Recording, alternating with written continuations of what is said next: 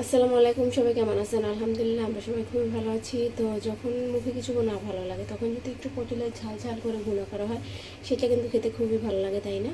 তো আজকে আমি আপনাদের দেখাবো পটল ভুনা আমি খুব সহজে কীভাবে করে নিই।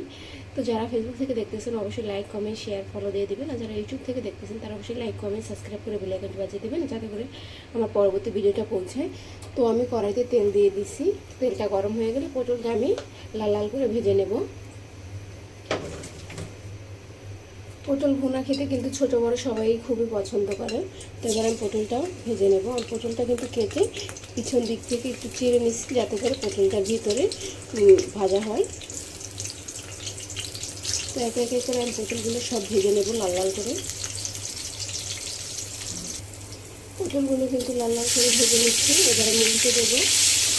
এরকম লাল লাল করে ভাজলে কিন্তু পটলটা খেতে খুবই মজা লাগে। পটলটা লাল লাল করে ভেজে নিচ্ছি, এবার আমি নামিয়ে নেব। বাকি পটলগুলো একইভাবে আমি ভেজে নেব।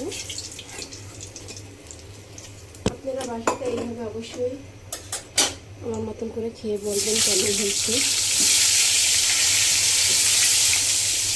সবগুলো পটল আবার একইভাবে আমি ভেজে নেব।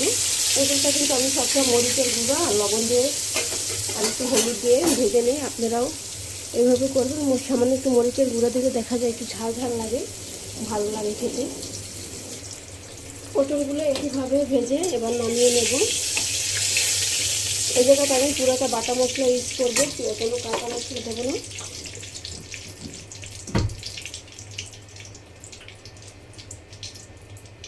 এবার আমি দিয়ে দিলাম বাটা মশলা।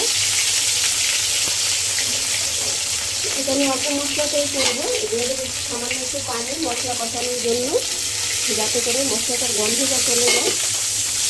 এবার আমি মশলাটা কিছু সময় জাল করে নেব যাতে করে মশলার কাঁচা গন্ধটা চলে যায়।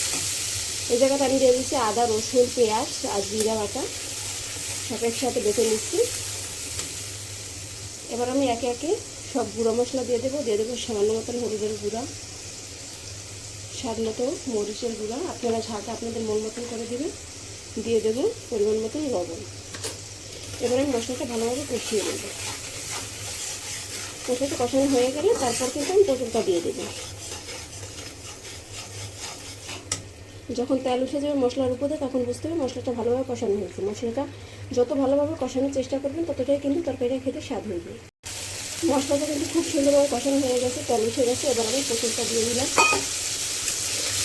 এবার আমি পটলের সাথে মশলাটা ভালোভাবে কিছু সময় কষিয়ে নেব।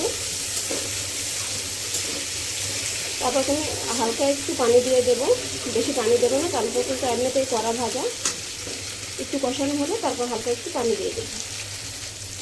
এবার আমি হালকা একটু করে পানি দিয়ে দেবো যাতে করে মশলার গন্ধটা চলে যায়। কিছু সময় একটু জাল করে তারপর আমি নামিয়ে নেব। কিছু সময় জাল করে তারপর কিন্তু আমি পটলটা নামিয়ে নেব।